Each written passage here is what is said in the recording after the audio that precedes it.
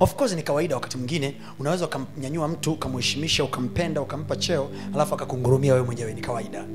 Si ni sasa hivi kama mfano Adam alivyoambia simba wewe simba, alafu sasa hizi Adam mwenyewe ndo anamkimbia simba. No, it's part of life. Yes. You can raise people alafu wakaamua kukunyea hao. Kweli. Sio kuona unakuwa wewe ni baba, unamlea mtoto, alafu unafika mahali unaanza kumfundisha baba yako mzazi. Listen to me, hata kama baba yako anakosea kiasi gani, usije ukakaa chini hata siku moja ukaanza kumwambia baba, unajua ulikosea hapa na hapa. Never. Never is a curse. Amen. Is a curse. Amen.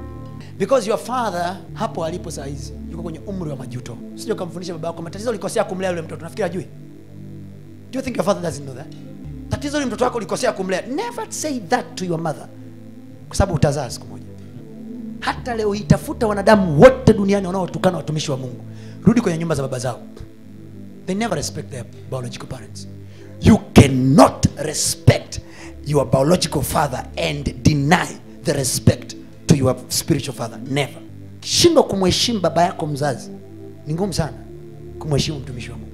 Sije ukaja hapa ukatamba ukasema daddy, I receive karisivie kwenu kwanza. Kabla ya Yakobo kukutana na malaika kumbadilisha jina, he had to make sure chakula chake kitamu kimeliwa na Isaka. Amen. So anaanza Isaka kwanza kusema mwanangu uyapokee manono ya mbingu na manono ya nchi. Then ndio nakutana na malaika, spiritual man. So tuko makanisani tuna struggle kutafuta baraka kutoka kwa watumishi wa Mungu na baba zetu wa kiroho, while baba zetu wa kimwili tumewanyea. Never on earth spite over your father. Niamini mimi, tafuta watu wote wanaowatukana watumishi wa Mungu leo, tafuta, chunguza, utagundua huyu hajaelewa na baba, hana baba huyu. Kamnyea baba yake mzazi. Mimi ukinieleza tu relationship yako na baba yako mzazi, naweza kujua wewe nitakaa na wewe muda gani. Naweza kujua. Baba yako aliyekuzaa akakusomesha, baba yako mzazi, umeshindwa kumheshimu. Mimi mchungaji umekutana na mimi juzi tu. I can tell safari yangu na wewe, naweza kuisema. Naweza nikaieleza safari yangu na wewe, naweza nikaeleza kwamba utaishia wapi. To the point. I can tell. The greatest assignment niliyokuwa nayo na mke wangu mwanzoni kabisa wakati tunakutana kwenye uchumba. Babake na mamake hawakuwa wanaishi pamoja. Waliachana. Lakini I make sure, nilihakikisha my father-in-law, biological father-in-law is close. Tunamleta kwanza. Wewe ni mnafiki ukiniambia unanipenda mimi uliyokutana na mimi chuo kikuu, alafu baba yako aliyekuzaa, aliyekupa uhai duniani, umemkataa. Never. Wewe muongo, utanikimbia, utanitoroka. So show me how you respect your father and I will know ndoa yetu itakaa salama. Amen. Mnaingia kwenye machaka bila kujua. Watch out. Mtoto wa kike asiyejua kumpigia goti babake will never kneel for you. Will never. Never. Who are you? Wewe uliyekutana naye juzi chuo kikuu? Never. Kneel down to your father first. Then I will know my future is secured. Kwa sababu mimi sina alichokupa babako, sina. Mimi ninacho cha watoto wangu, ila cha babako ni sina. Kwa hiyo kuna kitu ambacho ukikikosa kwa babako, mimi hata nifanyeje sije kukipata, sije kukutafutia, siwezi. So the greatest assignment, pamoja na maumivu yote aliyokuwa nayo mke wangu, pamoja na changamoto zote alizokulia utotoni mwake, she had to break her heart to the level she can embrace her father again. Anaweza kumkumbatia tena baba yake, anaweza na kumpenda baba yake, anaweza na kumheshimu baba yake, ana uwezo wa kumpigia simu tena, ana uwezo wa kumtumia hela, ana uwezo wa kuongea naye. Tuna uwezo wa kutoka Morogoro tukaenda kumtembelea regardless of the past. Ugomvi wa mama yako na baba yako haukuhusu. You were never there. Amen. You were never there. Kwa hiyo unataka kufunua shuka ambalo baba yako na mama yako walilalia. Wewe ni nani? Who are you? Alafu unalalamika leo hii mume wako anakutesa. Unalalamika leo hii wanaume hawakupenda. Unalalamika leo hii mke wako anakusumbua. Unalalamika leo hii vitu havikai. Vitu havikai vinakaa wapi? Amen. Kuna vitu vingine unavitafuta kwa watumishi wa Mungu, umeviacha nyumbani kwenu. Umeviacha kwa mama yako mzazi, umeviacha kwa baba yako mzazi. Yes, wana demand too much wakati mwingine. Yes, ni wazee wale wanakera wakati mwingine. But there is a language. There is always a language. Kuna lugha ya kutumia kuongea na mzee mpaka akakuelewa kwamba huna hela wakati huu, kwamba unajenga. Sio lazima mwambie kila kitu. Kuna hekima unaweza ukatumia kwamba saa hizi mama najenga. Sio lazima umwambie unajenga unafanya nini. No, kuna lugha ya kutumia kiasi kwamba hela yako ikabaki na yeye maisha yake yakaenda.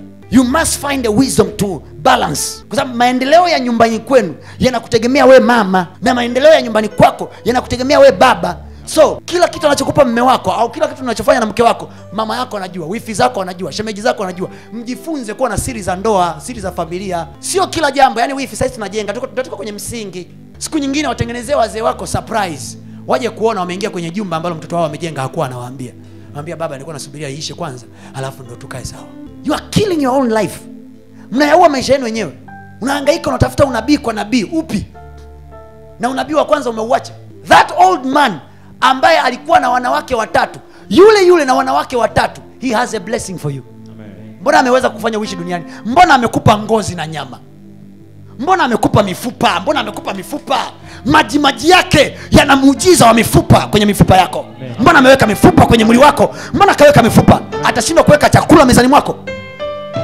Kama kaweka bones, kama ameweka maini kwenye tumbo lako, atashindwa kuweka chakula mezani mwako? Mimi simheshimu bana, kwa sababu yule alikuwa na hampendi mama yangu, alilala na wanawake wengine. Your mouth will cost you. Fanyeni research zenu. Watu wote ambao wanasumbua makanisa, wanasumbua taasisi, angalia relationship ya wazazi wao, angalia anavyo behave na wazazi wake. Find out. Fanya research yako. Utajua huyu mama yake na babake walikuwa na shida ya ndoa. Kuna namna huyu kijana amemdharau babake kwa sababu ya matendo ya mama yake na babake. There is a way. There is a way. Find out watu wote ambao wanawasumbua watu. Tafuta. Somewhere somehow alijikuta yeye ni mjanja kuliko baba yake mzazi, kwa sababu tu alimuona eti mama yake amemlalamikia. Na nyinyi wa mama, Mungu awasaidie. Acha kuwaeleza watoto wako matatizo ya mume wako, kwa sababu mtoto wako hakukusaidia kumchagua huyo mwanaume. Ni wewe ndio ulichagua. Ni mapenzi yako. Ni kimuhemue cha moyo wako. Unapomhamishia mwanao, yani baba yako mimi ananyanyasa kweli, mmemfumania juzi na malaya mmoja hivi.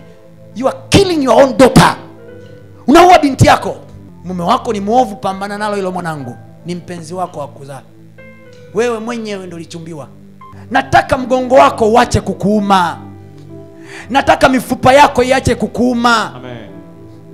Nenda pale Ocean Road utashangaa kuna magonjwa mengine ya ajabu. Unajiuliza mtu ameungua na sumu, ameungua na acid, wanakuambia hapana. Ameungua na moto, hapana. Ni nini? Ni kansa tu. Kilitokea tu kama kipele. How comes ina grow paka hapo? Find out, chunguza. Kamtukana mama yake. Wewe ikushtui mtu ambaye ameishia darasa la 7 ana uwezo wa kunyanyua mtu profesa, na mi profesa kibao wameshindwa kuraise watoto wakamaliza hata form 4, hata form 4. Huyo mwanamke mwenye uwezo wa kunyanyua mtoto anayesoma PhD, na yeye hajasoma darasa hata hili, kwa kuuza nyanya, kwa kuuza mchicha, ameraise mtoto wa namna hiyo. Unamnyea wewe, una kitu nakitafuta. Kuna shimo utatumbukia na hakuna mchungaji wa duniani wa kukutoa. Ujiulize swali, kwa nini leo waliona madigiri yao ni profesa ya ajabu, watoto wao wanaishia kuwa walaunga na madawa ya kulevya, ambao tulitegemea kwamba labda watoto wao watakuwa kama wao?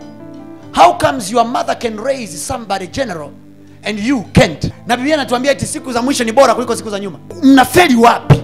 Maprofesa wetu, madaktari wetu, baba zenu ambao hawakusoma wameweza kuraise majitu ya ajabu. Nyinyi mmefeli wapi?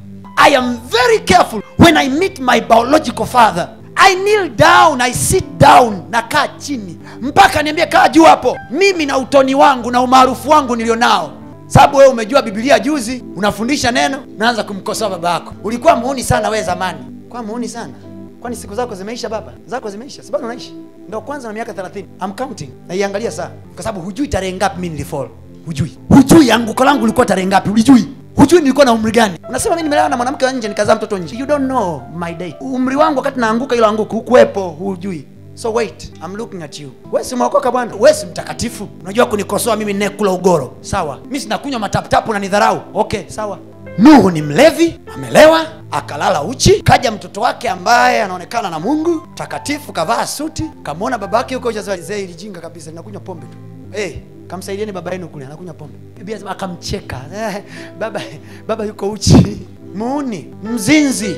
Baba gani uchi namna hiyo? Siwezi kuishi naye mimi. Kaka zake wakubwa kuliko yeye, Jafet na Shem, wakachukua nguo. Biblia inasema bila kuangalia uchi wa baba yao. Unajua maana bila kuangalia? Manake bila kupekua tu message, bila kutafuta hivi ni kweli, hivi ni kweli. No. Hatutaki hata kuchungulia. Wamejifunika, wanaangalia mbele, baba yuko nyuma. Nisikilize, siku unafunga ndoa, hata kama baba yake mke wako hayupo na hajaja kwa sababu ya magomvi au ya matatizo, never spite on that man. Sio kamtukana huyo mzee. Unatakiwa useme hivi, nashukuru familia ya mke wangu, baba yao na mama na wote. Siku binti unaolewa, hata kama baba yako amekukataa na hakutaki, natamani baba yangu angekuwepo hapa, lakini kwa sababu ya majukumu mengi naona amekosa wakati, lakini ninaamini huko aliko anatuombea, yuko pamoja na sisi. Mama yangu yupo, shangazi yupo. Jamani, wasimame wawapungie mkono. Sio tunamshukuru Mungu tulilelewa na mama. Kuna kitu nawapandia watoto wako ambacho wataki experience.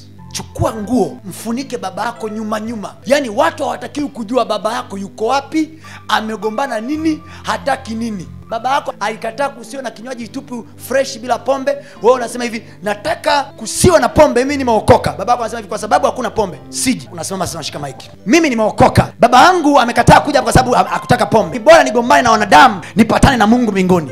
Mungu yupi? Simamia msimamo wako, sitaki pombe. Baba amekataa kuja, baba nitamani uwepo, lakini kwa sababu ulitamani pombe sitaweza.